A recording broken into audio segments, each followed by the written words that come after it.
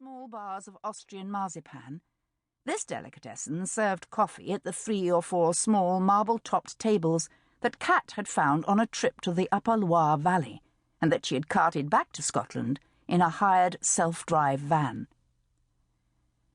Isabel was sitting at one of these tables, a freshly made cappuccino before her, a copy of that morning's Scotsman newspaper open at the crossword page.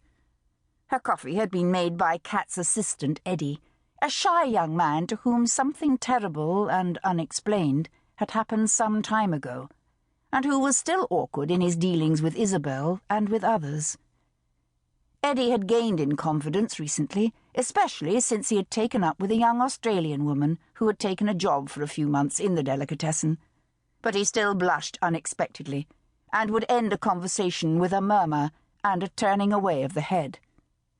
"You're by yourself," said Eddie, as he brought Isabel's coffee to her table.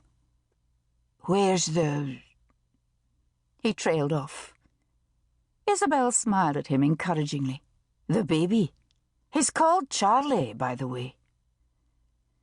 Eddie nodded, glancing in the direction of Kat's office at the back of the delicatessen. "Yes, of course. Charlie. How old is he now?" 3 months.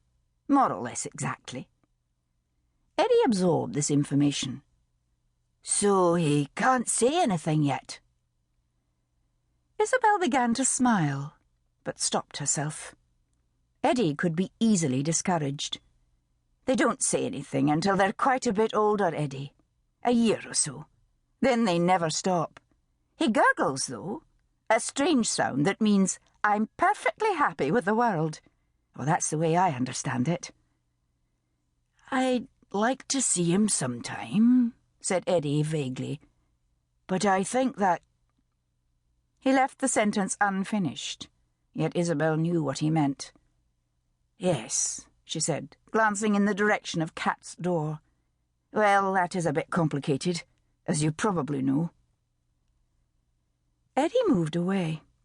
A customer had entered the shop and was peering at the counter display of antipasti. He needed to return to his duties. Isabel sighed. She could have brought Charlie with her, but she had decided against it, leaving him instead at the house with her housekeeper, Grace. She often brought him to Bruntsfield, wheeling him, a wrapped-up cocoon, in his baby buggy, negotiating the edge of the pavement with care, proud in the way of a new mother, almost surprised that here she was, Isabel Dalhousie, with her own child, her son.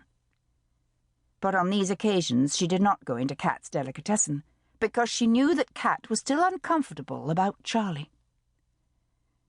Kat had forgiven Isabel for Jamie.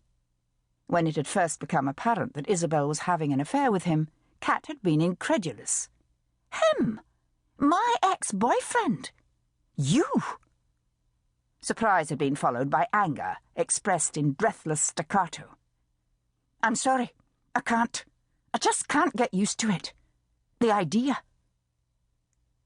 There had been acceptance later and reconciliation, but by that stage Isabel had announced her pregnancy, and Kat had retreated in a mixture of resentment and embarrassment. "You disapprove," said Isabel. "Obviously."